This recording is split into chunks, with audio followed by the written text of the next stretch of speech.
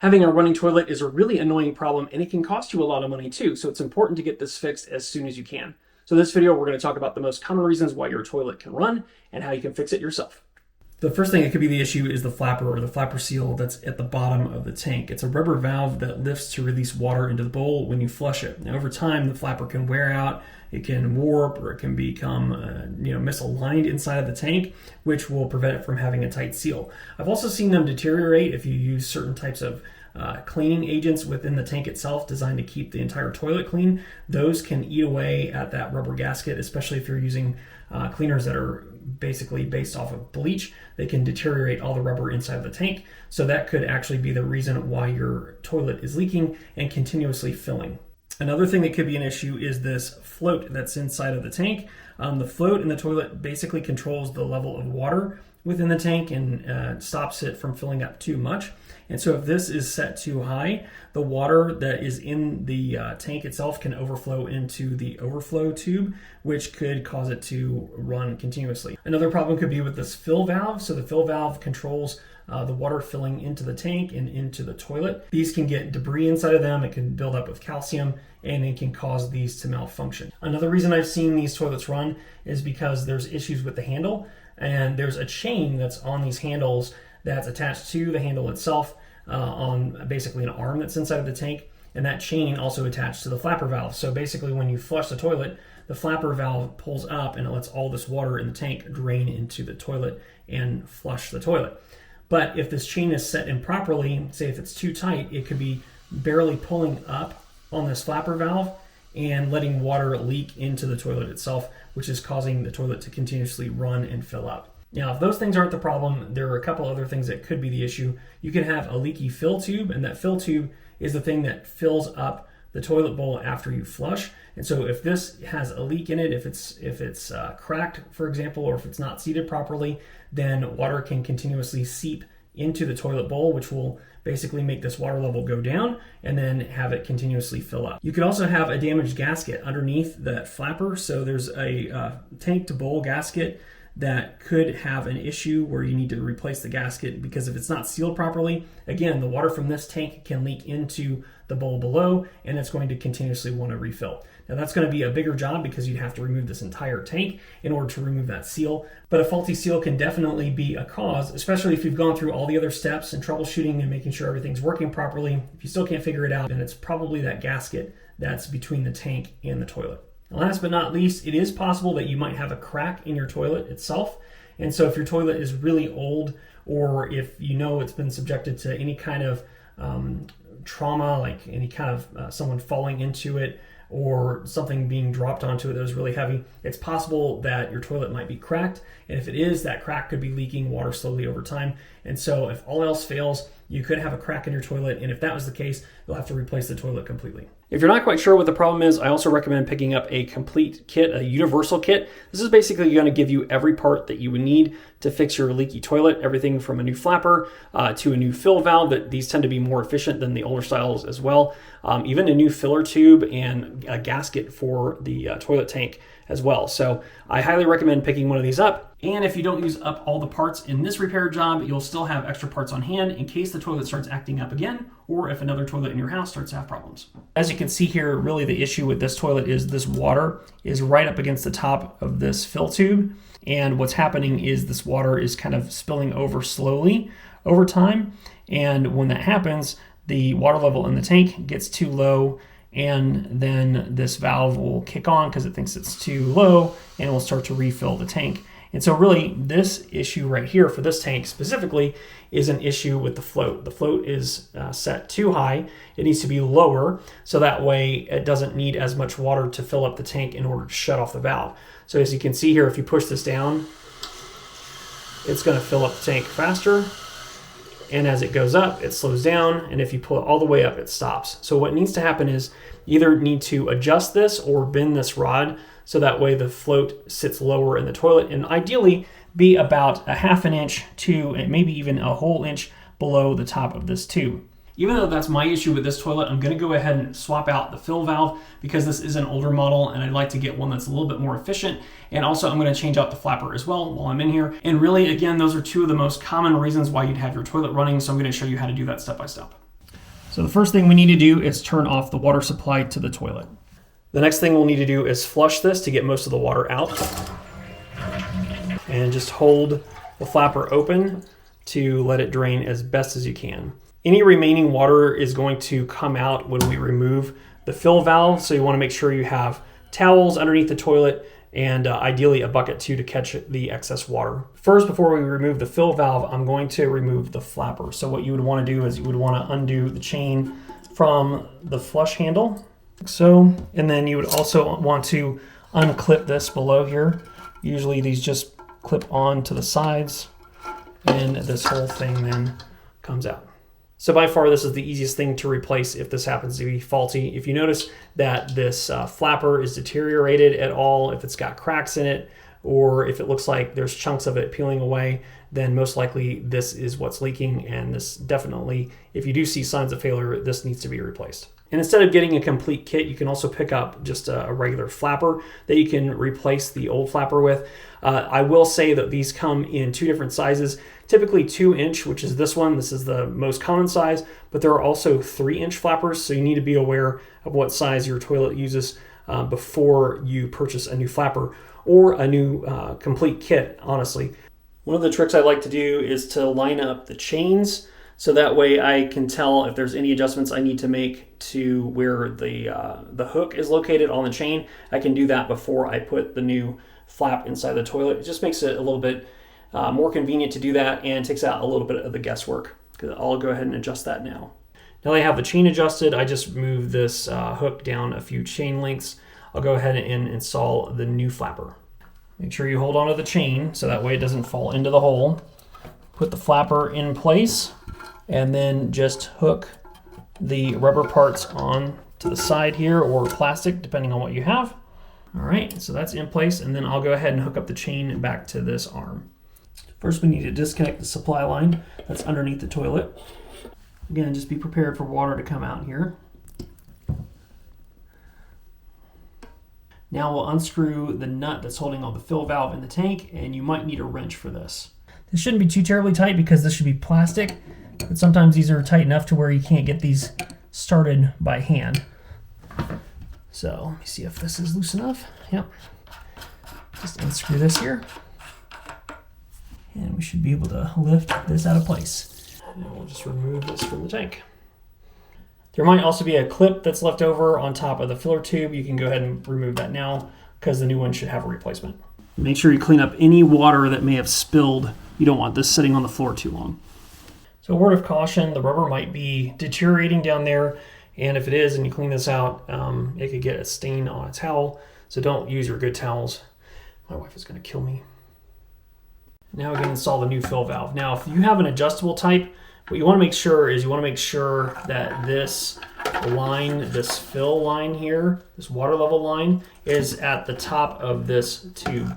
So when we put this in place, you can see it's pretty low. So I'm going to go ahead and adjust that by untwisting this and raising it up. Just untwist this here, which will unlock it, and then I'm going to raise this up a bit, twist it back in place, and see how that fits.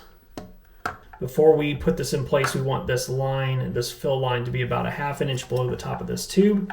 And it looks like once I get this in here, that it's maybe a little bit too high. I'm going to adjust it down a little bit lower. Try that. It looks like that's about right. So now I'm going to go ahead and tighten this in place. So you just want to make sure to hand tighten this. Don't need a wrench. Then you want to take the supply line and put this back inside. And then take the supply line nut and tighten it down. And again, you only have to hand tighten this. Before you tighten it all the way, you want this valve to be sitting in here at about this angle, at least with this specific model. Now we'll put the fill tube on. Then we'll place this little clip on this end. And we'll clip this on the fill tube. You want to make sure this is not kinked in any way. If it is, you want to make sure to fix that and possibly readjust the tube location so that way it's got a nice open line and it's not compressed or restricted in any way. All right, now it's time to turn the water back on. What you want to do here is you want to make sure that there are no leaks underneath the tank where you just did all of that work, where you took out that fill valve. And you'll want to check this to make sure that it fills up to the proper level. And then also try flushing it to make sure everything works properly. Okay, it stopped. You can see here it's about maybe half an inch, maybe an inch below the top of this fill tube, which I think is fine. I don't hear any leaks, I don't see any leaks, so I think everything is good the way it is. But let's go ahead and flush it to test just to make sure.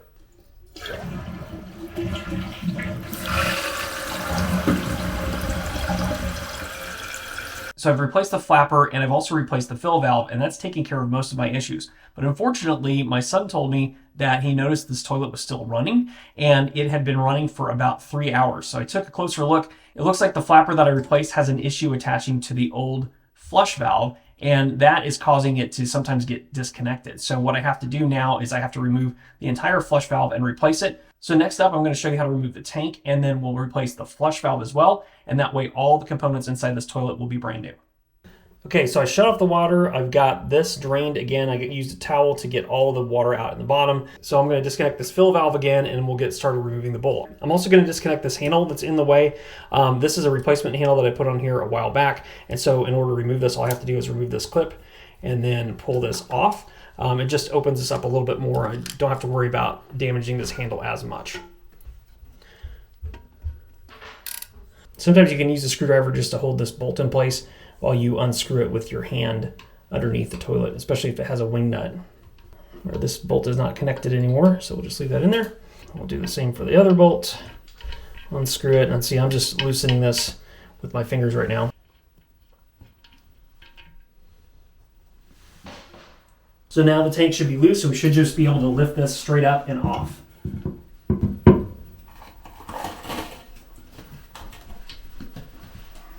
Okay. Since we have the tank off and we have everything new in the kit, I'm going to go ahead and replace the bolts and washers too, so we don't have to worry about that in the future. You can see this kit, these are actually real nuts and not just wing nuts. So in order to install this, I'm going to need an adjustable wrench too. I'm going to remove this.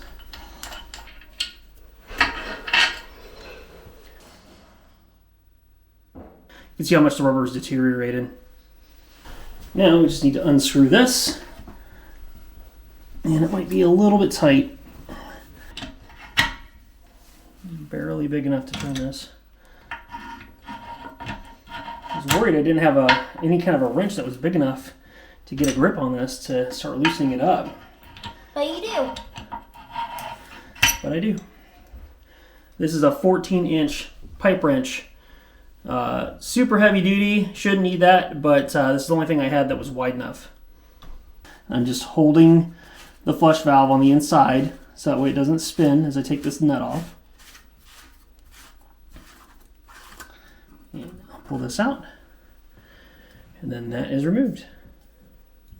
And you can see here, it looks like these little tabs were busted off for some reason, because it should have something to hold the flapper in place. But this doesn't, and this was causing my problems. Now I just need to pull out the sponge gasket, and we'll replace all this. So this new flush valve is going to go in the tank, but first I need to lay the tank back down on its side so we can feed this in from one side and tighten the nut on the other side. Screw this. And this kit, this paper gasket goes at the bottom underneath the tank here, so I'm going to leave this here. This rubber gasket stays in place, so I'm going to feed this in from the inside of the tank. I'm going to angle it the way the instructions show. Put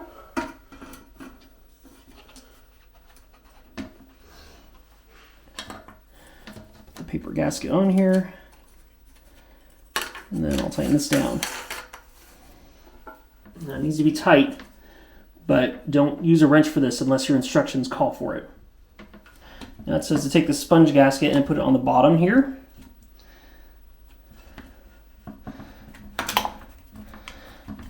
Okay. We'll lift this and set it in place. Now we'll take our new bolts and we'll put the rubber gasket on the inside. You can see the other bolts we removed were brass, and these in this new kit looks like it's stainless steel. So these should last a long time. In. I'll put the nuts on underneath. The washer on first, and then the nut, and then just get this hand tightened on both sides first, and we'll start to tighten it down all the way.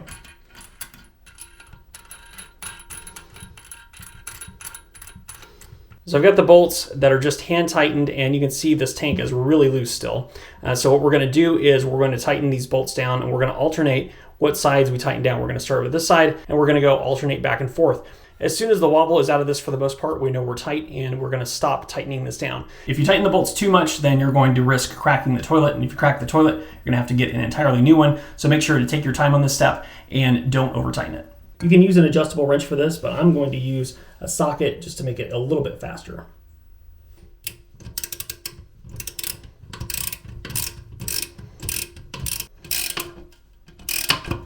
Okay, so we're going to move to the other side.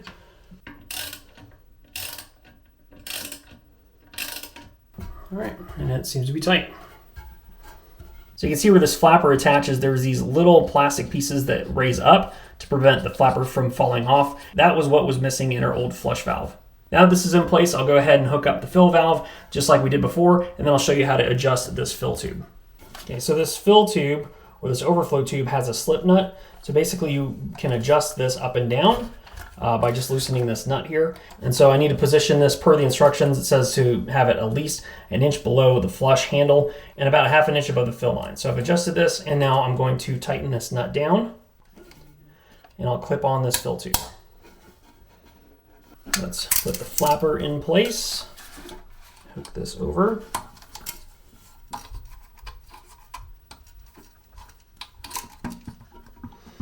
Okay. We'll reinstall this flush handle, and we'll attach the handle.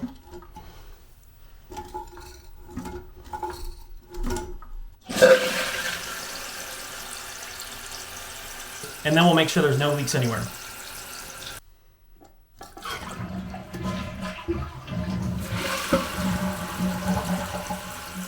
Looks good. All right, hopefully this video was helpful. If it was, be sure to hit the like button and also check out this other video next. I'm sure you'll like it too. All right, thanks for watching. I'll see you in the next one.